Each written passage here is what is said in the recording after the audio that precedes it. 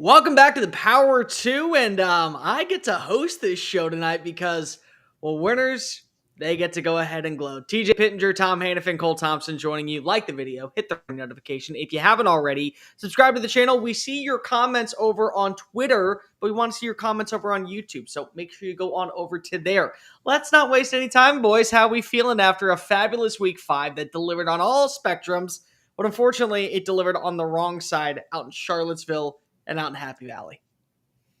I mean, it was a good weekend overall. No, if you start for me, if you start when the weekend starts, right? If you start when most people's weekend starts at 5 p.m. on Friday, not a great weekend for me. If you start at midnight on Saturday, right, or Saturday at noon Eastern, then not so bad. But Tom, how about yourself? So I think I told you guys in the lead up to this, I was in Edmonton, Alberta, Canada on Thursday through yesterday and much of today traveling back here. So not only was I occupied with my primary employer, TNA Wrestling, we had some fantastic events there. So I'm sitting at the desk and everybody's asking me all day, are you going to get to watch the game? Are you going to get to watch the game? It's like, no, I'm going to be sitting at the announce desk calling our fabulous shows, so I won't be able to watch it, and telling everybody and their brother in my life, please no spoilers, please no spoilers. It's impossible at this day and age. Like, you can't help it. You're going to hear about it. And then also I run my own podcast about Penn State football, State of Penn State football show. So I had to do the edit for that after the fact. So I had to know what had actually happened. But to this point, because I was on Canadian soil, I didn't have access to YouTube TV. So I still haven't witnessed what happened between Penn State and Oregon. I just know that there's sadness.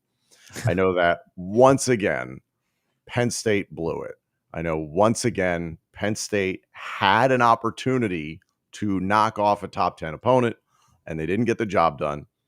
Penn State, from everything I can glean from all the information I've tried to gather without actually watching the game itself, is that this is a national championship caliber defense for Penn State, and this is a very pedestrian offense for Penn State.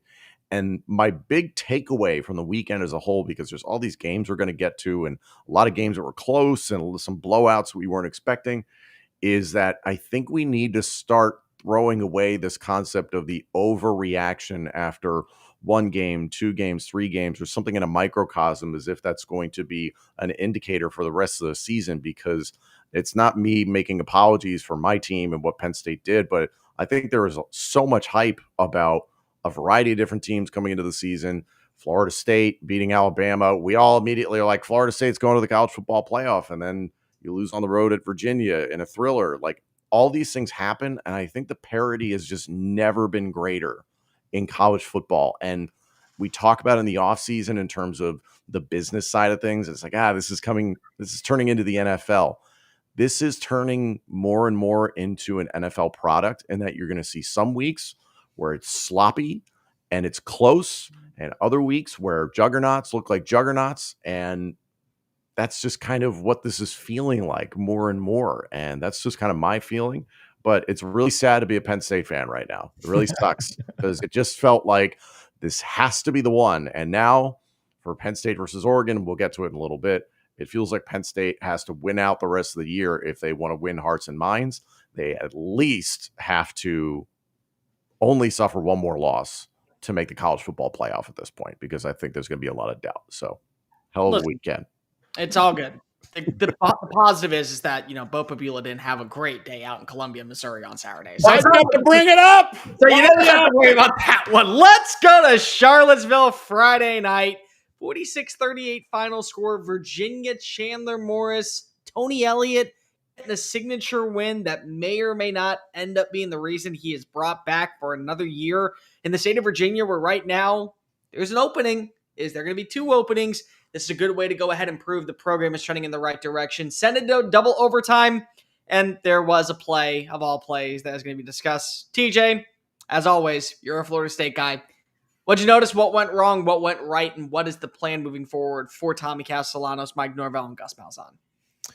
Yeah, a lot went wrong in this game. And really, the offense for most of the game was pretty good and pretty impressive. And they were always doing it trailing. Like, they had one good drive when the game was tied at 14-14, where they went down and took the lead.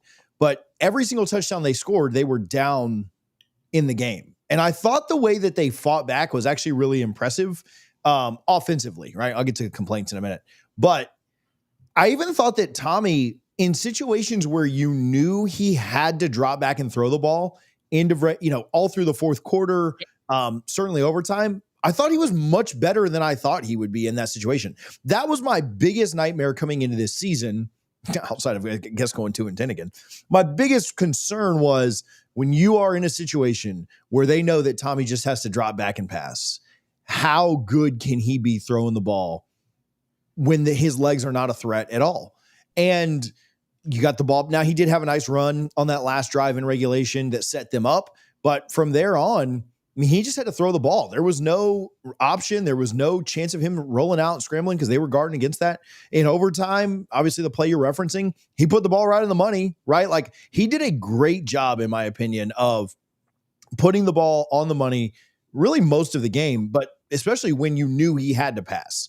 And so offensively, things to clean up, turnovers. You don't go down 14-0 if you don't give them a short field and if you don't throw a pick. That was a great play by the Virginia defender that got tipped and caught.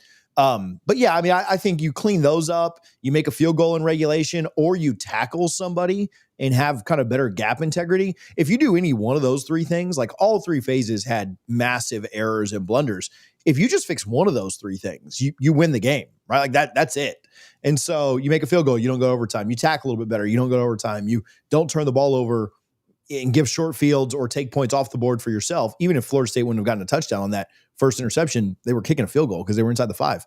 So to me, that's what it was. You were not good enough in all three phases.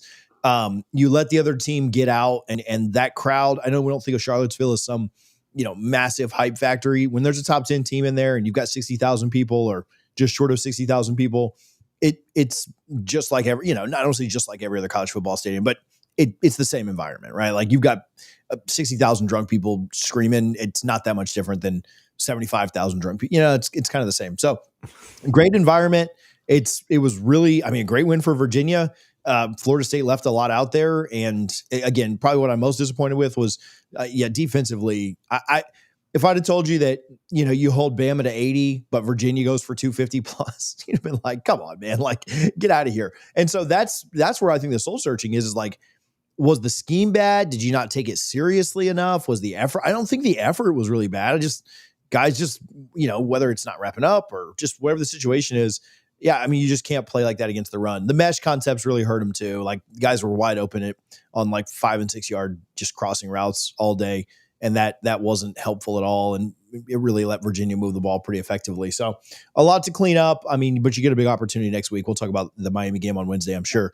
But offensively, I think, Tom, if we could take Penn State's defense and Florida State's offense, we might be cooking with gas there. Be a nice little Frankenstein monster there, buddy. Yeah. That might be really good. But defensively, they need a lot of work. Offensively, if you clean up just a couple of the little mistakes, I thought their offense was pretty impressive this week. Yeah. Credit where credit's due to Charlottesville. What an environment. You were there in person, TJ. For me personally, when I see Squirrel White turn into Simba with the wildebeest coming on down and it turns into a Mufasa situation, you have a pretty good environment. That's ultimately what happened. Thankfully, Squirrel White's okay. That is something that, you always want to take into consideration. I will say, Tommy Castellanos, the 2 interceptions were dreadful, but the fact is he made some awesome throws. There were some surgical passes. The Randy Pittman touchdown was great. Right on the money. You look at the review, the way that they were able to go ahead and pinpoint that the ball doesn't even ricochet out of his hands. That's what you want to see. The Deuce Robinson touchdown, non-touchdown, in my opinion, was the throw of the night because it's exactly where it needs to be, in stride, right past your receiver, right past the outstretched arm of a defensive back that allows you to gain that confidence that we're right back in this thing. And you are right, TJ. It came down to a couple of blunders and blips here. The thing is that, and this is something that I really wish I would have paid more attention to when looking at Virginia going into this year. Chandler Morris, when he is in the right offense, is surgical. He is fantastic. He's got the mobility factor. He is not afraid to tuck and run. He is willing to go ahead and take the hits. But what I really like about him is that he's a risk taker. And most of the time it ends up panning out for him. He had some really, really bad throws. I mean, he had 3 interceptions on the day. He brought Florida State literally right back into the game. It was a 14-0 swing at the very beginning. 14 points came off of 2 turnovers in favor of Florida State. Yep. But there's a lot to like about what his mentality is, the fact that he's able to run the football efficiently. I thought you had a pretty good overall executed game plan with Jamari Taylor in the backfield. He only averaged 3.7 yards a play, but he had 3 runs of over 15 yards downfield. That was really, really promising. Xavier Brown had a couple of big-time runs. So this is, to me, a good game and a good gauge of the ACC having kind of an SEC feel where maybe you have that one elite team, and that may very well be Miami.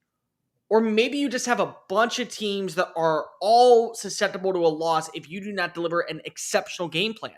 Because right now, I don't know what the status is going to be of the SEC long term, especially this season, because there are, I would say, 7 or 8 teams that have impressed throughout the first 5 weeks that feel like if everything goes in their direction, they will be in Atlanta playing for SEC title and a college football playoff bid.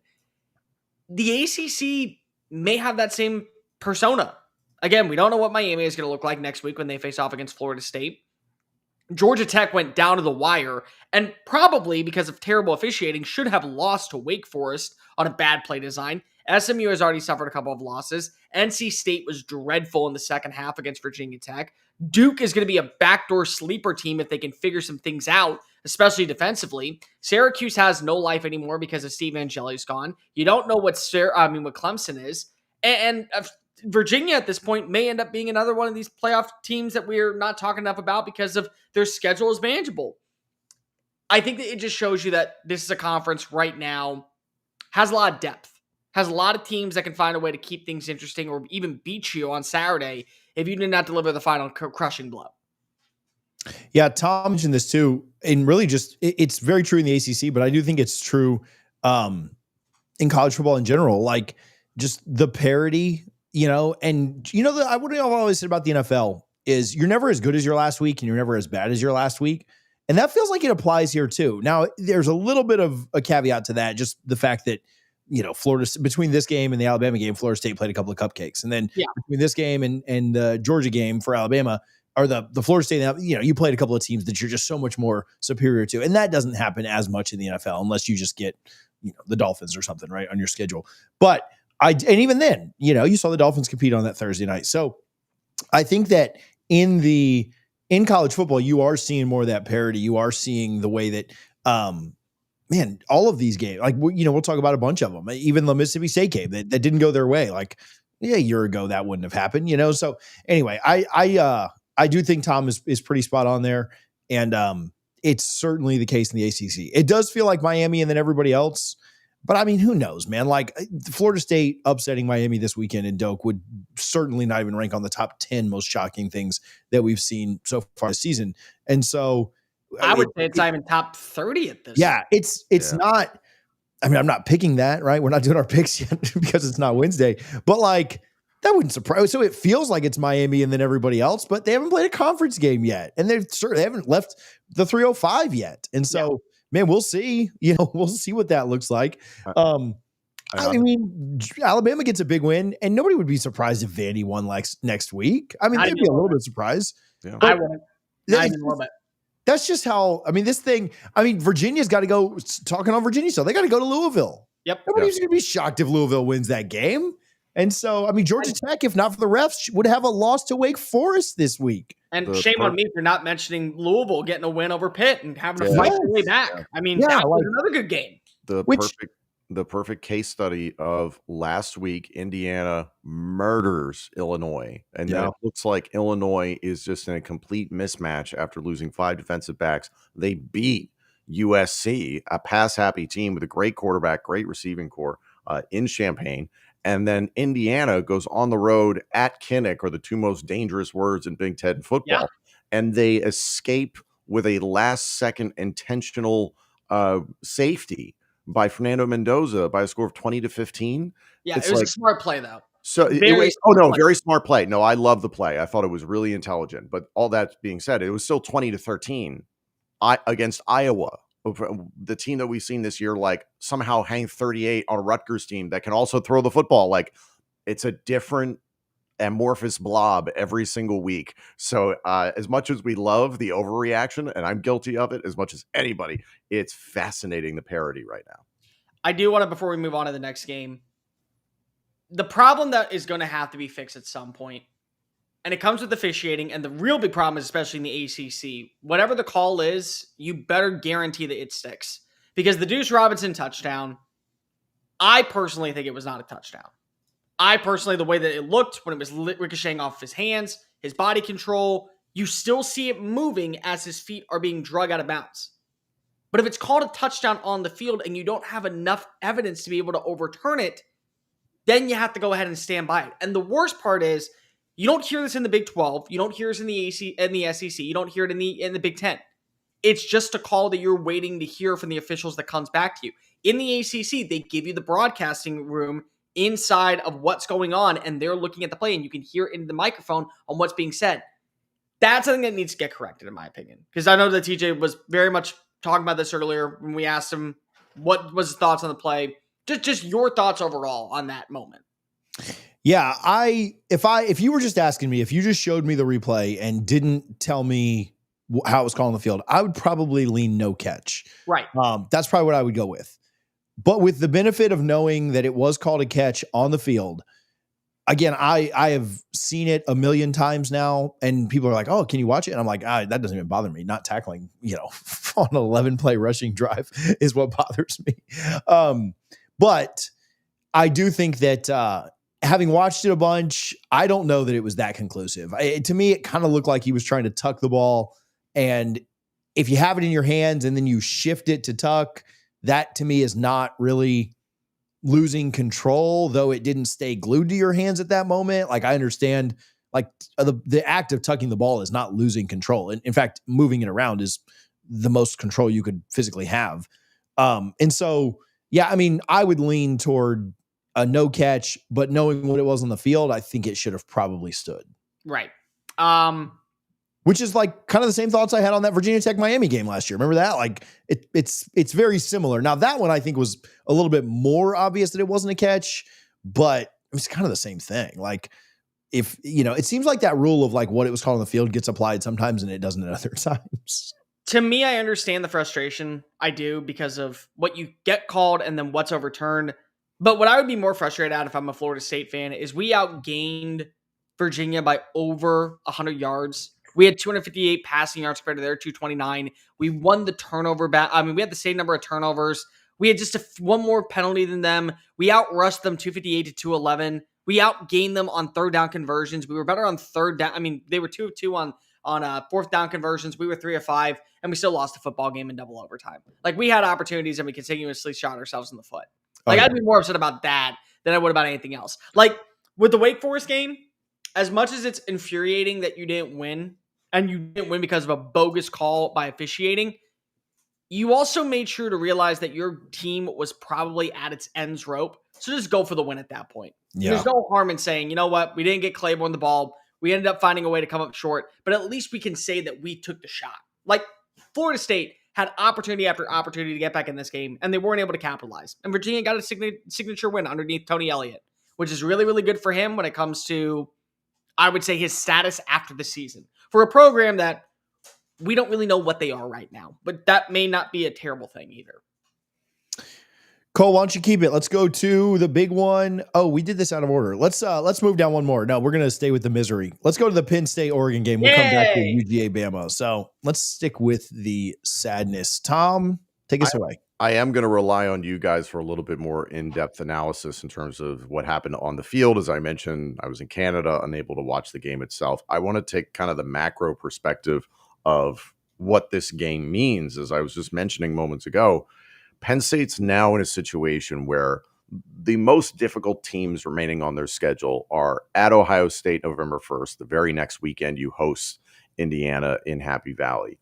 You have to beat one or both of those teams. And if anything, to convince people that Penn State is not completely fraudulent and just going to do the same thing they did last year or even fall short of what they did last year, because there's a lot of teams that would kill to be in the Final Four of the college football playoff, but still, If Penn State is just going to potentially get an easier game in the first round and an easier game in the second round and get the easiest path ultimately, that's not what Penn State fans are looking for. So the pressure is now on Penn State to figure out what the hell you do with this offense.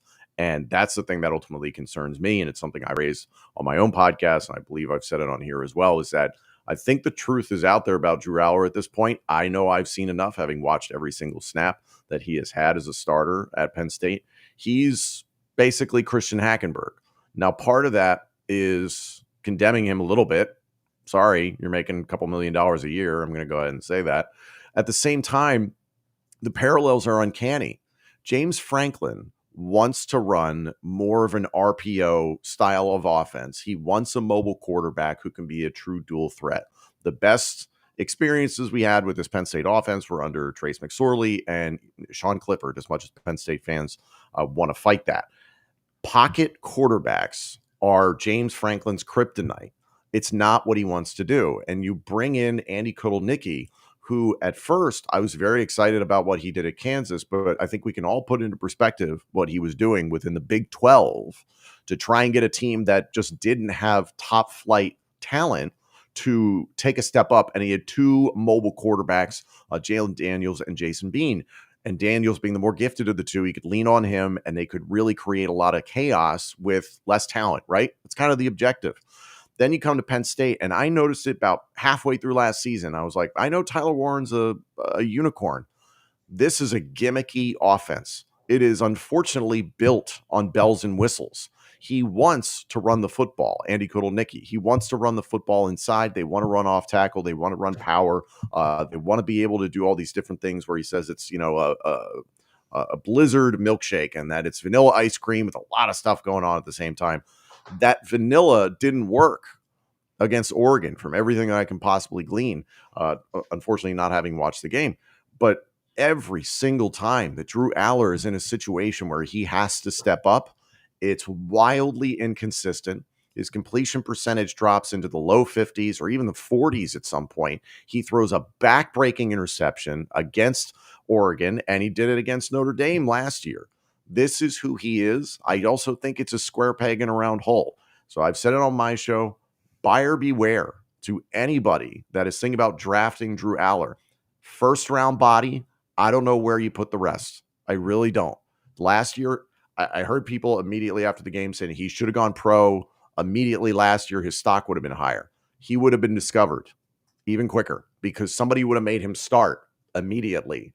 And then there would be no telling how quickly his career would flame out in the National Football League. At least now the secret's out and somebody will hopefully be smart enough to grab him in the second or third round and be like, we're going to stash you. We're going to try and develop you.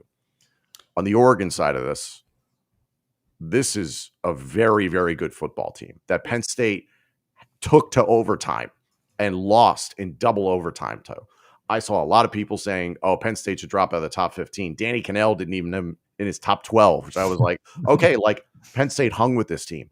Oregon is now number 2 in the country. I still don't buy that Miami is not the number 1 team in the country. I understand, yeah, you're sticking with Ohio State. Ohio State was able to survive Washington this weekend. That was when Cole and I were paying attention to. This Oregon team is very well-rounded. They are athletic at the front four. They can beat you with their front four. They can play the run with their front four. They can get pressure. It's a good secondary. I think there are questions about the secondary coming into this game. Penn State doesn't necessarily threaten a lot of people with its pass catchers, so I think that's still going to be something that gets tested through the year. Dante Moore walked into arguably the most hostile environment college football has ever produced, and he did very nicely. DeCorian Moore did very nicely. They have a bevy of running backs they can use. Tierra Hell, I liked a lot. Dan Lanning looked like he'd done a line of blow at the end of that game. He was so jacked up about it. And we always talk about identity with college football. The identity of that Oregon team is we're going to cut your freaking throat. And Dan Lanning has put that into every last player, and they fought to the bitter end. Penn State was trying to wear them out long-term within this game, but ultimately it was Penn State's defense that was just on the field entirely too long, and Oregon eventually just broke the dam. So hats off to the Ducks. I would not be shocked if Oregon is in the Big Ten championship again this year. And I wouldn't be shocked if they won it again this year. They have taken the Big Ten by storm. So hats off to the boys from Eugene. Oregon's a national title contender, in my opinion. Yep. They may end up being the favorite, in my opinion, because it's one thing to win a football game, and it's one thing to win a football game in a hostile environment. Tom is 100% correct. It's a whiteout game. It's a night game out in Happy Valley. And you walked into the belly of the beast and you owned it if you were Dante Moore. That alone is going to be the toughest environment that you will see this year. Neutral site field, Indianapolis, you go to Miami to play in the national championship. That is the toughest environment. It's a testament to the way that you develop talent out in Eugene that we don't talk enough about. It's not always when it comes to landing the right Jimmies and Joes. It comes down to the way that you go through the process throughout every single rep in the offseason, every workout, every film study, nutritional process, all the things that you don't know that go into building a football team. They have mastered it. And it is beyond scary. It's literally emphatic to see how impressive every single year. This team was 113th, if I'm not mistaken, in returning production. They lost their star wide receiver in Evan Stewart before the season even began. They didn't have a legit future running back because they just lost him to the NFL. And what happened? They looked like the better team on both sides of the ball. They were more efficient when it came to running the football. You have Dante Moore locked in, 248 passing yards, 3 passing touchdowns. You were able to see him connect across the middle of the field. He was physical when it came to making decisions. He was mentally locked on in. And you add all that together, and you look at this defense and the way that it's been able to respond and the way that it's been able to bail its offense out of trouble whenever they have a bad drive and just give it back for a second chance opportunity. And the maturity of these young players. I mean, you had 3 freshmen making plays yesterday. Derry Hill, Decorian Moore, and then you also got to remember that you have to throw in, what's his name? Jordan Davidson, the running back. Every single one of them has made an impact on this offense underneath Will Stein, replacing pretty significant shoes that you have to fill. I mean, Tez Johnson is not just a run-of-the-mill wide receiver that you can replace. Evan Stewart, the same thing. Bo Nix, and then you throw in what you saw last year with Dylan Gabriel. Not that easy to duplicate. And they looked as advertised, if not better. And they made it a fight. And then the names that they went out and they brought in the portal, like Dylan Fetterman, the safety from Purdue, get the big-time pick against Drew Aller to kind of lock it on up. And then the trolling afterwards is saying that Mo Bamba is your favorite song. I mean, that's what you need if you want to win. And they have everything that you could ask for from a program. And it starts with the head coach. And then it comes to the other side with the other head coach. And this is where it's really challenging if you are a Penn State fan. Because I don't know what is the right answer here. You now have a head coach that is 2-21 against teams inside the AP top 10. He had an opportunity in his backyard with a veteran roster, with returning production, with a stable quarterback, with the best defensive coordinator in college football, in my opinion, to get a win against a team that you have to beat, and you couldn't get the job done. The problem is that there's a lot of people that say you got to move off of James Franklin.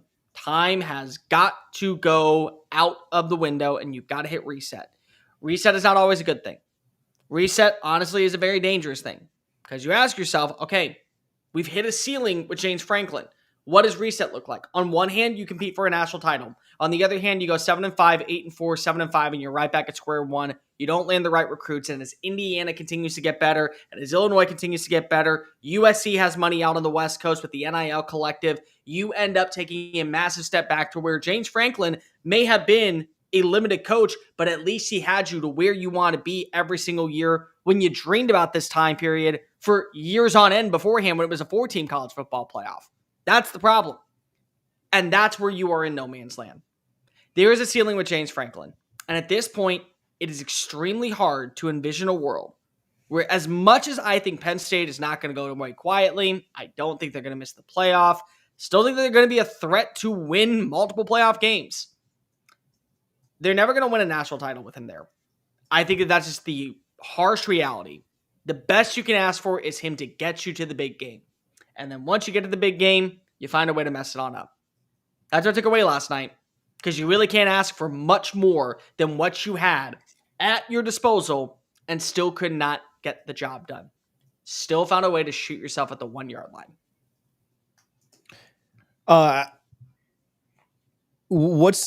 Is it too easy to make a Mark Richt comparison with James Franklin? No, but No. it's not too easy. I mean, it's factual, but also Is that too low hanging fruit? I guess. Am I just being too obvious there? I think it makes a lot of sense. I mean, like, we've had David Pollock on the show, and he's like, you guys are the Georgia of the Big Ten, like always that team that's kind of bumping up against the juggernauts, right? And it's just after a while, Georgia found the right guy in Kirby Smart. They broke through. So I am probably in the camp of James Franklin isn't the guy. I think he was gifted some brilliant talent. Saquon Barkley was a generational program changing talent that took them almost single-handedly. There was a great supporting cast, but that offense was built around a guy who just could not be stopped at the college level. And you won a Big Ten championship in 2016. Since then, your wins against the top 10 have been against Utah in the Rose Bowl, where Cam Rising died, and then last year against Boise State, and that was Ashton Genty against the world. At some point, a change has to happen. His buyout is enormous. So you have that challenge. But I have said it on this show. I'll say it again. I've said it elsewhere. Beware the Bo Pelini effect. Yep. I am, and I think every AD in America should be terrified of that concept, because if you don't have the guy, you can't pull the trigger. And you can't sell yourself on a guy who is the hottest name in college football that is just going to find a way to make it work. Because Mike Riley was one of the hottest names in college football out at Oregon State. Look how fast that burned. Scott Frost, hottest name out of the G5 level. Pride of Lincoln. Look how fast that burned. Look at where we are right now when it comes to even Matt Rule, year 3. We talk about him and what his direction is. And it's Penn State. In Penn State, you're not going to settle for mediocrity, and you sure as hell are not going to settle for finishing behind teams like Indiana, Illinois, Nebraska. And the reality is that if you have those coaches locked into their long-term deals and they're not on the radar for State College to be the front runner for the job, that's who you are as a program. And you're not getting those guys, they're only going to surpass you. It's a very, very, very dangerous pass. And I know there's going to be some people say, well, why don't I go after Dan Lanning? Dan Lanning is not leaving Eugene unless it's for the NFL. And I don't think he's ever leaving for the NFL. Well, if there's anybody that has a worse record than James Franklin in big games, it's UGA in their last 11 against Alabama, winning one of them, a pretty big one. We will give them credit for that. Cole, we will finally come back to the SEC on this one and let you talk a little bit about, listen, we don't make a big deal about this, but your Crimson Tide winning in Athens. Kirby's cursed. I mean, he's great, right? He's still the number one coach in the sport, but something about that Crimson. So kind of the way that it happens with Gus Malzahn, just the opposite. How Gus sees the Crimson and the lasers in his eyes are just like, you're going down today, boys. Kirby sees it and does the all the games are fun. They're good. Yeah. But Kirby sees it and the absolute opposite happens. And so go ahead. Great game. I mean, honestly, it was a matchup that came in 4 different quarters, and each one was like an act of a play that went from good to terrifying to horrendously awful, shield your eyes, to, okay, you can take an exhale. There's a happy ending if you're a Crimson Tide fan. Or it's dreadful, disastrous, then comes the second act, and that is fantastic. Here we are as Georgia fans, kind of getting back into the element. Round 3, oh my God, we're about ready to take on over. The villain is about to be vanquished, and then here we are once again, finding a way to be 1-9 in our last 10 matchups against the University of Alabama, despite having one game that was a national title against the Crimson Tide. Ty Simpson, what a phenomenal performance. I mean, you seriously cannot ask more from what this kid has been. And I think that this is such a key trait of, we cannot hit the panic button after one game. Because I remember coming on this show, I remember telling you guys on a Monday morning that the one person that actually impressed me in that loss to Florida State was Ty Simpson. Looked the part, always felt like that he was in it, never felt too rattled, made a couple of errors, but it was his first start. Things will be able to be transcended. A lot of people said, you got to turn to Keelan Russell. Let Austin Mack start getting some reps. He's been the best quarterback in the SEC since week 2. And he did so once again on the biggest stage against a Kirby Smart and Glenn Schumann-led defense. 278 yards, started off the game 8 for 8 on third down conversions, 11 of 14 passing, 177 yards, 2 touchdowns. Bad drop that came from Ryan Williams, but you responded with that with a big Jeremy Bernard touchdown, who at this point has made sure everyone knows he is wide receiver 1, like I told you he was going to be at the start of the year. And defensively, you were able to at least blanket the wide receivers that were so explosive out in Neyland in the first half that you made Georgia beat you on the ground. Here was the problem. Georgia could beat you on the ground.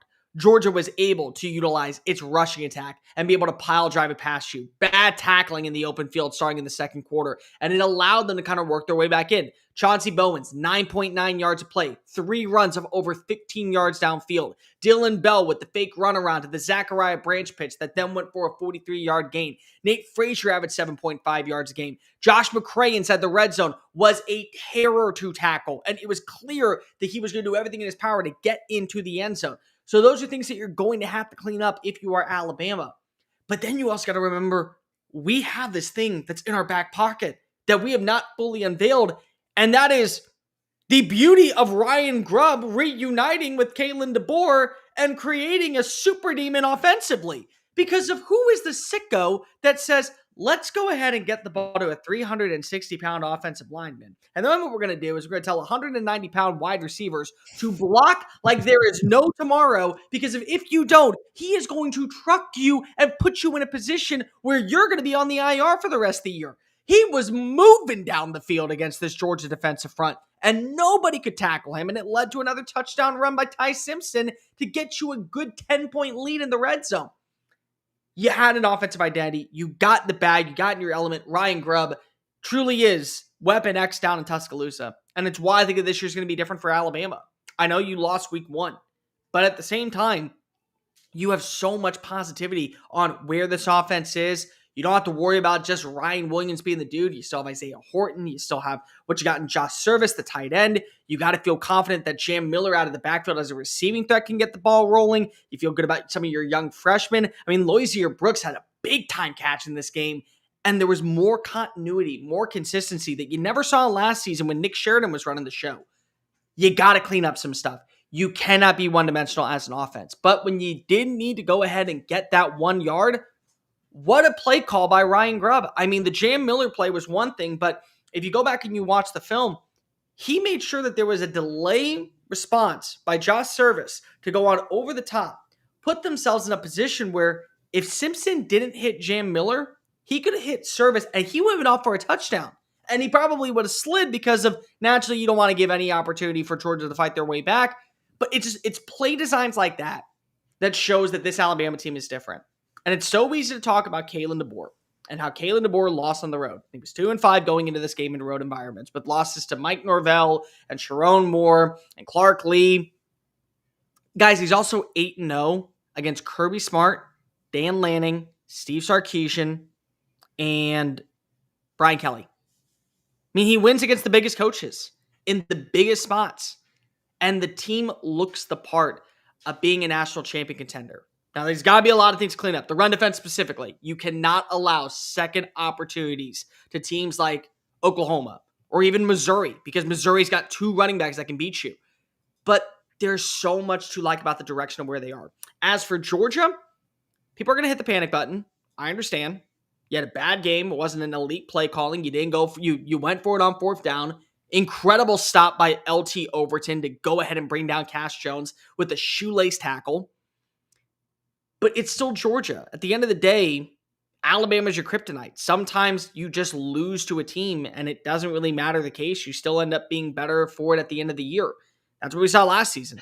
Lose to Ole Miss, you lose to Georgia. Alabama still won the SEC title. Still went 10-2. That's who you were. I still also think that with your schedule, 11-1 is possible. 10-2 is probably at worst. You're still going to be in the playoff, and you'll get your chance for revenge in an elimination game. I don't worry about it. But there's also going to be people out there that are on both sides saying Alabama didn't deserve to win the football game, or Alabama mollywopped you because we were just the better team. Whatever it is.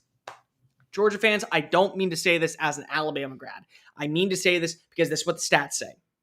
You lost the turnover battle. You were horrendous on third down. You were 2 of 11. You lost that battle because of Alabama was 13-19. My bad, 2 of 8.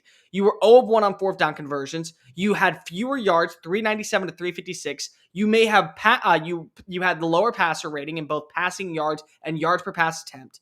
You only won in 2 categories: rushing yards, penalties. You were never going to win this football game, and yet it still was a 3-point swing. You don't have that turnover inside of your red zone where they get the kick from Talty. Maybe you end up winning this football game. If you go for the field goal instead of the actual stop, maybe you win this football game. Doesn't change my opinion on where you are as a program, and certainly does not change my opinion on what direction you're going to be with Kirby Smart. I think for Alabama, you gain a lot of respect. Yeah, I feel like the overreaction, I mean, that's what we do every week, right? Not we specifically, but that's what we as fans do every week. It's just overreact like hell, right? And, you know, like Tom's overreaction today is more like of a big picture thing. Like they'll be fine the rest of the year. Like their floor is still like 9-3, right? Like, and that doesn't get you in the playoff, but they're not, you know, they're not falling off to like 6-6. Whereas after Alabama lost to Florida State, we thought like, well, man, Georgia's going to be tough and they got to play Oklahoma and Tennessee. And we thought like, yeah, their floor really might be 6-6. Certainly doesn't look that way now. But like for a Georgia overreaction, I understand the standard and I understand how good they've been. I mean, those look like 2 top 5 teams to me.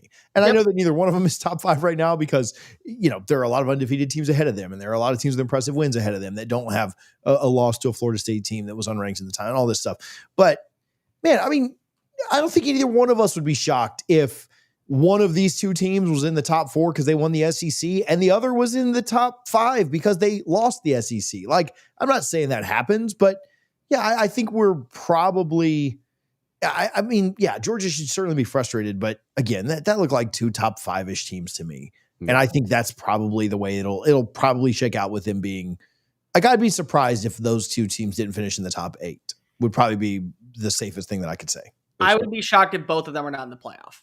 Right. Oh, yeah, absolutely. And looking at the rest of Georgia's schedule, like home against Kentucky, at Auburn, I think that's going to be tricky, but you should win that game. Auburn will give them a challenge. Ole Miss, I know they're number 4 right now, but the variance is very variant. It's just inconsistent on both sides of the ball, but that is going to be a challenge. Then it's home against Florida, at Mississippi State, home against Texas. Texas, I still don't necessarily trust. I don't think they're a top 5 team. So I think the jury's still out. Then you play Charlotte, and then you end the season against Georgia Tech. So I agree with what Cole said before. There's still a really strong possibility Georgia finishes with 1-2 losses.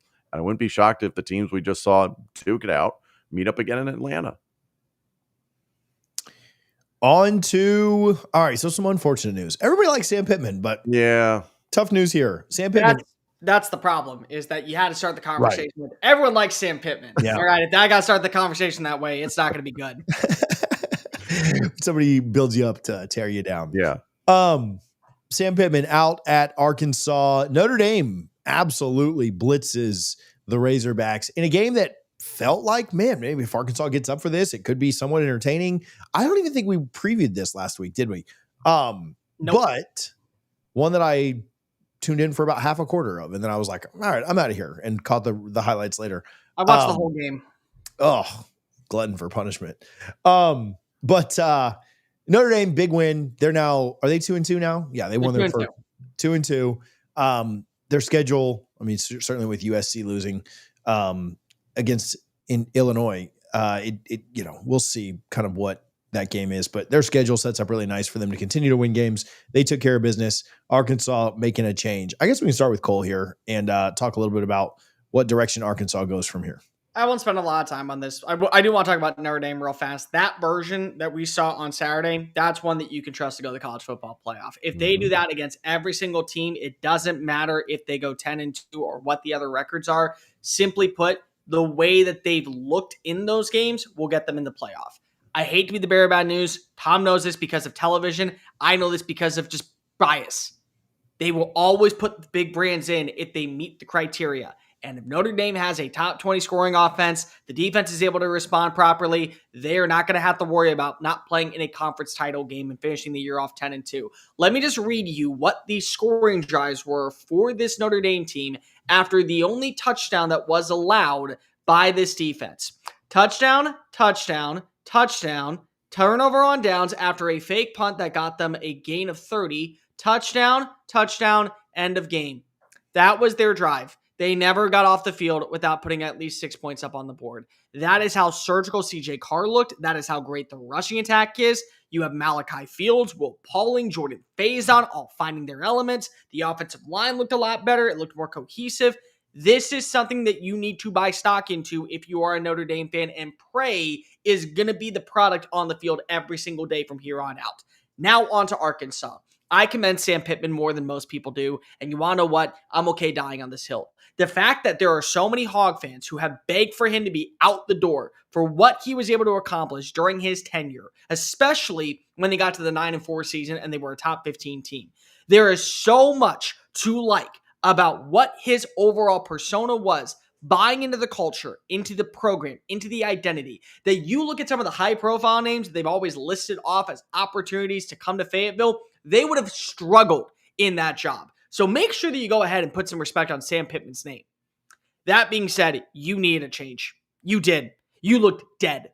You looked absolutely dead the second that you got that first touchdown run. At that point, Notre Dame said, "Oh, we're going to make this a game." Bet. You were automatically done. It was dreadful. No offensive life. It is the worst defense in the college football, at least in the SEC. Not even remotely close to that. Missed assignments, poor tackling, penalty after penalty. Travis Williams is going to be in a world of hurt. And unfortunately, it bleeds down to your leadership because if this was a delayed thing that had been going on. Last season, the game against Oklahoma State was almost identical to what happened when they took on Memphis. You had a big lead, 3-possession score. They worked their way back in. They shut down your offense. You got to go to overtime. You lost a football game. This game, instead you didn't go to overtime, you just had 2 red zone turnovers, ultimately led to your demise. There was no life. So change is needed here. Change is needed this offseason when it comes to how you view the football program to bring in the right names. The name that is being listed right now to become the next head coach mostly is Rhett Lashley at SMU. I'm going to be the bearer of bad news. Rhett Lashley is not leaving Dallas for Arkansas. Not with the way that program is right now. Not with how much money and resources, how much allocation he has down in Dallas. They are not letting him leave unless he literally says, "I want to go coach at Arkansas." And there's nothing you can do besides that. Because it's a better job. It is in this new NIL market where revenue share is possible, where you can go ahead and pay behind closed doors, and the fact it's a private university, so there are even lesser relegations around it. Why would you want to leave that place? So you got to be able to look at the program as it is right now with Bobby Petrino over these next 8 games and figure out, number one, what do you want your identity to be? Do you want to be a high-profile scoring offense that is going to rely a lot on quarterback play, consistency at the wide receiver position? All right, we got to go get an offensive mind that can come on in here and fix the ship. Do you want to be a hard-nosed, physical, defensive team or a big-in-the-trenches type of dude that always wins with physicality at the most important point of attack? All right, we got to go get somebody who has that type of experience. Do you want to go be a team that wins with finesse? Okay, you got to be able to get a salesman in here, somebody that can breathe the identity of the program. That's number one. Number two, the allocations that you currently have in baseball, the allocations that you currently have in basketball, some of that has got to go to football because you got to make the job enticing. You simply do. Right now, in my opinion, it's a step above the Virginia Tech job, and the only reason why it's better than the UCLA job is because UCLA truly has made it clear they don't care about football. That's it. That's the only reason why it's a better job than those two. It still is a bottom tier job in the SEC because you don't want to properly invest into the program with the money in the allocation. So the money that you currently have in other sports, thinking that you can win there, you got to start bringing it over to football. The other thing, and probably the last thing, you got to get somebody that wants to be here. You can't treat it as in, oh, this is going to be a job that leads to a stepping stone. Like Washington with Kalen DeBoer, he probably never thought he was going to leave the school. But then Alabama came, okay, now I'm going to go to Alabama. You have to find your Lane Kiffin. And what I mean by that is Lane Kiffin right now has changed the way that we have seen the identity of Ole Miss. And Ole Miss has realistic expectations every year, but they're achieving them with the coach, with the persona that fits down there. He's not leaving unless it's for one job, from what I've been told. And it is the job that is never going to be available to him because of Tuscaloosa is never bringing him back. So he is locked in at Ole Miss. You need to find somebody like that. I don't know who that is. There's going to be some names that are mentioned. Jeff Traylor from UTSA is one. Ryan Silverfield from Memphis has his team, I think, trending in the right direction. John Summerall is certainly a name that's going to be floated around. But whoever you hire has got to, one, build the identity of the program in their image. Two, sell that they are here for the long haul and that they want to be a Hog. And three, demand that you get the right resources to build a contender there. Because Hog fans deserve better, and that program deserves better. And unfortunately, Sam Pittman was too nice of a guy to ever ask for other things. On the Notre Dame side of things, everybody pumped the brakes on CJ Carr being a first overall pick in 2028. Outstanding game, but to the points that Cole just mentioned, this is probably the worst defense in the SEC, one of the worst defenses in FBS football, but 22 of 30, 354 yards passing and 4 touchdowns, and then listed with 2 carries. But like, he just had a great day, and I wouldn't even list Notre Dame's pass catchers as elite. I think they're certainly above average. I like Price and Love out of the backfield, obviously, but like what they're able to do in the passing game with guys like Faison, Fields, even Greathouse, like those guys are good, but they're not elite. So like they have something going there. I'm not a big gambling person. There's odds I saw plus 152 for Notre Dame to make the college football playoff. I think you could take that. That's probably a lock. I mean, looking at the rest of their schedule, it's laughable. Versus Boise State, versus NC State. That could be a little bit of a challenge. I don't know, man. Versus NC State sucks too. versus USC. Kind of the points we were just saying. What version are they going to get? Yeah, maybe. At Boston College versus Navy, at Pitt versus Syracuse, at Stanford. They should win out. Notre Dame will be in the college football playoff, not just because of the brand, but because they are legitimately one of the best teams in college football, and they should be able to make the Final Four at the very least again. Speaking of Lane Kiffin, you know, it's interesting when Cole's last comment that he said, you know, not leaving for anywhere but Tuscaloosa. It's funny because the Florida fans have already hired him two regular, not even 2 off seasons in a row, but 2 regular seasons in a row. They hired him twice after week 3. Like week 3 has been their hire Lane Kiffin week. So of both last year and this year. So little shot there. But they pick up a big win against LSU this weekend in Oxford. I picked LSU here thinking that they would have enough to go on the road and get it done. I think both of you guys picked Ole Miss, if I remember correctly. So hat tip to you boys. Well, it's SEC. So Cole, I guess it's yours again. I hate doing this because I feel like I'm the only one talking. That makes sense. Trinidad Chambliss is awesome. I mean, that's just the bottom line. I mean, There's no tape on him. There's no tape on him. Right. But he's now 3 games in, and we can't say anymore of, well, look at what happened. You know, he hasn't played against anybody. Are we going to continuously say that now LSU's defense is overrated and that Arkansas's defense is crap and that Tulane's a G5 team? Or are we finally going to say the kid stepped up to the plate and he delivered a performance that was good enough to get you past it? He made some bad throws. I mean, this was the first time since last season against LSU that Ole Miss has gone 3 and out to begin a game. I mean, they went after him. They put him in a position where he was definitely rattled. He was making some errant throws. He missed some wide open passes. And they had an opportunity to extend the lead and make it 24-7 at halftime, and credit to AJ Halsey for the hit of a lifetime against Caden Lee that jarred the ball loose into the end zone for a touchback. So they got after Ole Miss early on. But what you can appreciate is once Trinidad Chambliss got his footing and once he got acclimated to what this defense was providing for him, he made sure to make as many right reads as possible. Did have the bad pick against Pickett that was called back because it was a defensive pass interference call. Me personally, I think it could have gone either way. You could have let it play out. I would have had no problem with it. But regardless, you had the pass interference call. The other interception by number 11, that became a big-time deal, and it led to LSU having an opportunity to rescore. But still, for a quarterback that played at at Division II Ferris State to come on into this environment against this defense that shut down Florida, that shut down Clemson, regardless of what you think about those offenses, still has been good. I think that you look at where he is, what he was able to accomplish. It says a lot about this team. They ran the football efficiently. They created open opportunities in the open field for missed tackles. They showed some weaknesses of what we thought was such a major strength for LSU. And honestly, LSU still had a pretty good game because of they put themselves in a position where they only gave up 24 points. Last season, you would have killed for your defense to only allow 24 points to a Lane Kiffin offense, and you wouldn't ask Garrett Nussmeier to have to deliver. Something's up with Garrett Nussmeier. I don't know what it is. If it's just an injury, if it's regression, if it's certain things that he's not comfortable with in the play design. But there's a lot of problems right now, I think, currently going on out in Baton Rouge when it comes to the offense personnel. Number one, this is who you are as an offense when it comes to the ground game. You cannot run the football. You can't. This was the 118th ranked run defense in the country, and you sucked. You couldn't move it on the ground to save your life. That's on you. And you can't say, well, Caden Durham wasn't out here. I don't think it would have mattered.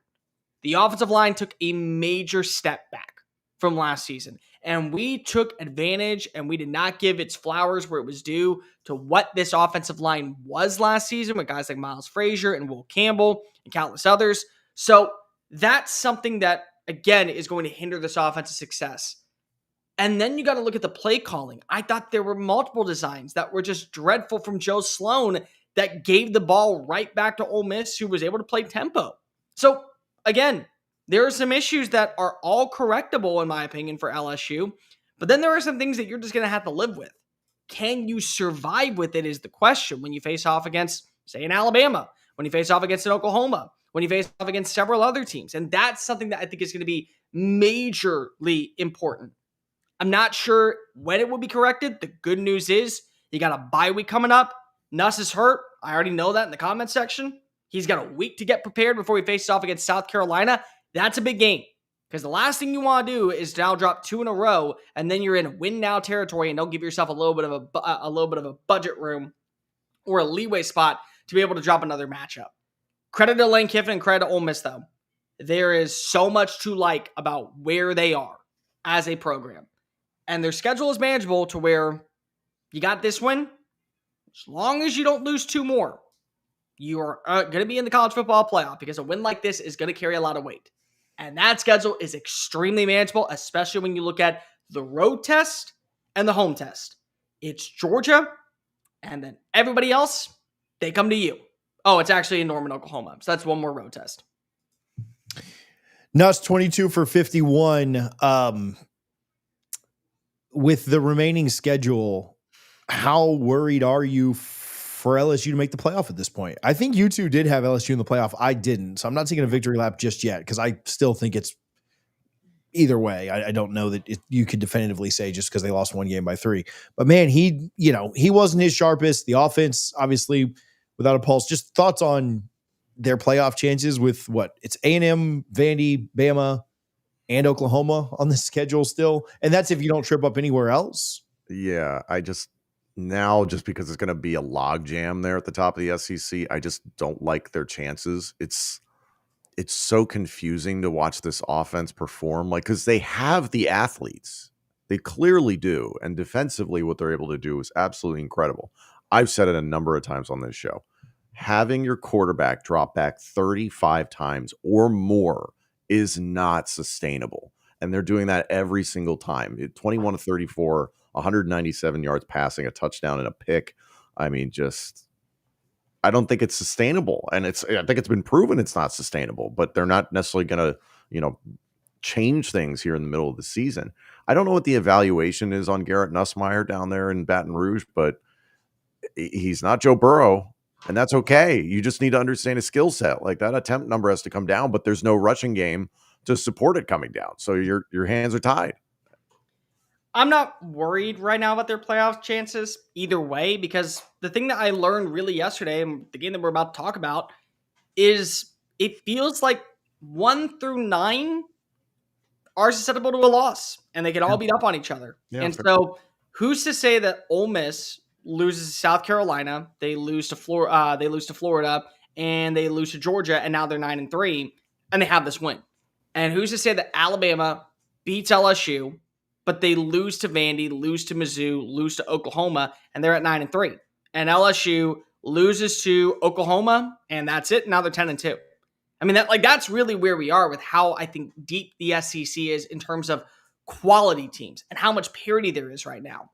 The thing that I worry about is, for years we screamed, how many points is LSU going to have to score to be able to bail their defense out of trouble? Now it's turned to, in one offseason, how many stops is our defense going to have to make for our offense to be able to even get back in this thing? And that's where I'm a little concerned, and I don't know if it's going to be corrected, because if you can't run the football, like you can't.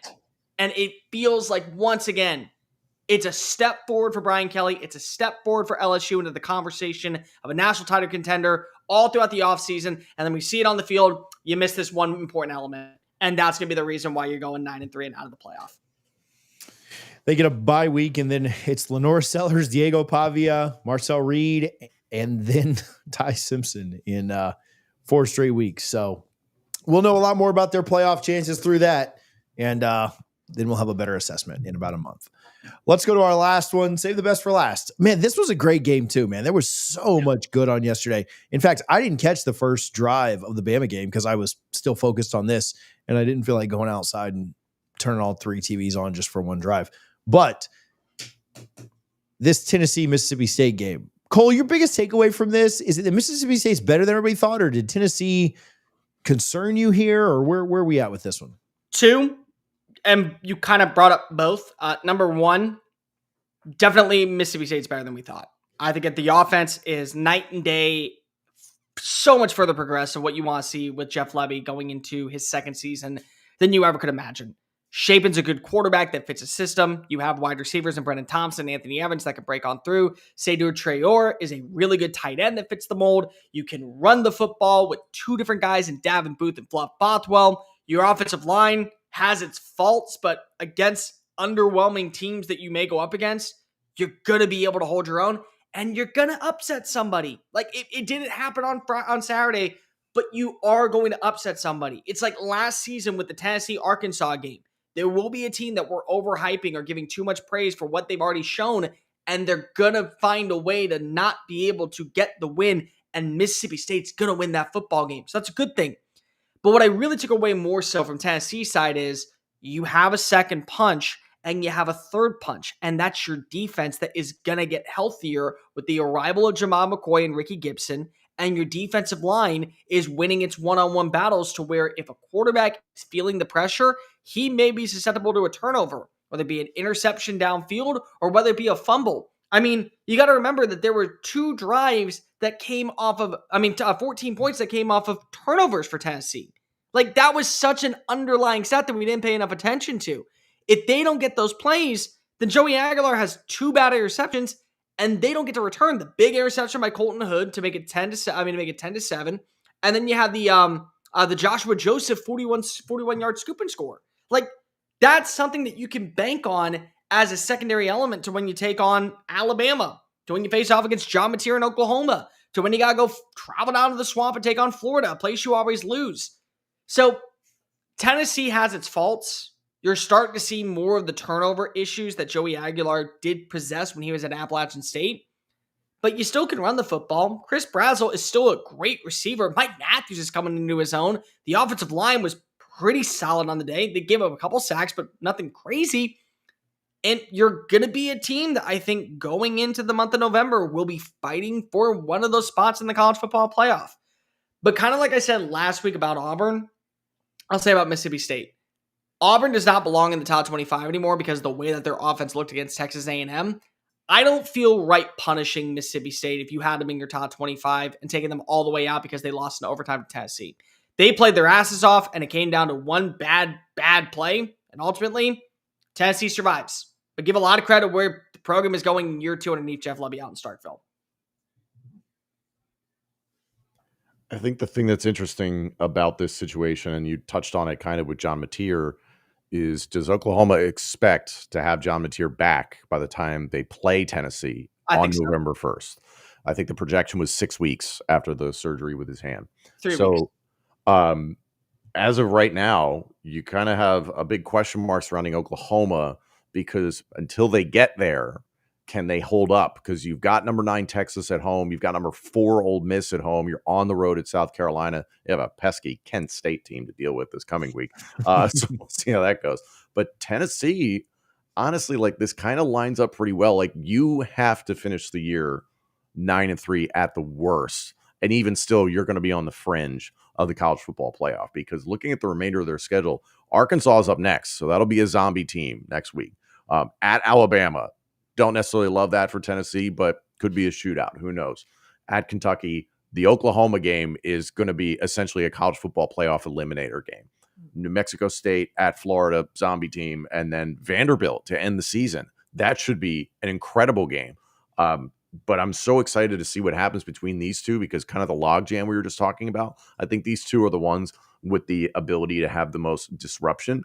And even still, as I look at Oklahoma's schedule, after you're at Tennessee, you're at Alabama. So is it a battle of just defenses until the bitter end? And especially, I love this, Oklahoma ends the season against LSU. If John Mateer is good to go in that game, like it does change a lot of things. But imagine this game just being like 9-6 and just defense out the yin yang from Venables and Brian Kelly. Like, I think that'd be not fun to watch, but there's a strong possibility that's the case. But Oklahoma and Tennessee, I think those are going to be the two that really shake things up below Alabama and Georgia within the SEC. This is really interesting the rest of the way. They're going to have the game, and I think that Mizzou and Oklahoma are going to be a game that's a playoff. Yeah. That's another one at this point, because Pope Bueller looking pretty dang good right now. This is the offensive player of the year. Book it. We will be back on Wednesday. Miami, Florida State, Texas, Florida, Vandy, Alabama, Virginia, Louisville, Texas Tech goes into Houston, 2-4 teams. And then A&M has that pesky Mississippi State coming into town that took Tennessee to the wire. Man, is the Big Ten doing anything this week, Tom? I didn't, I sorted this by top 25. What does the Big Ten have? Minnesota and Ohio. Yeah, there's not a lot of. Let me pull it up. Just, I don't know. I have it off the top of my head. Wisconsin, Michigan, Illinois, Purdue, Penn State, UCLA. This might be an SEC show. Yeah, it's going to be a heavy week of Cole talking. So Cole's week, and we'll get to Wisconsin at Michigan, Illinois at Purdue. Beware of the spoiler makers. There you go. Washington at Maryland. I mean, Maryland did hang a bunch of points on Wisconsin, so like, can Washington bounce back? That'll be mildly interesting. Could UL Monroe upset Northwestern in Chicago? I'm interested in Evanston. Stop it. We'll spend exactly 0 seconds on that Wednesday. Yep. But we will. I'll give you the preview right now. No. There we go. Congratulations. Wildcats win. But we will be back Wednesday at noon, and we'll preview some of those games we were talking about. We'll pick 5 or 6 of them and then go from there. Make sure you're following everybody on Twitter. I think it's Mr. Cole Thompson on Twitter and Instagram, X and Instagram, whatever. And then is it just Tom Hannifan? Is it Tom _Hannifan? At Tom Hannifan on both X and Instagram.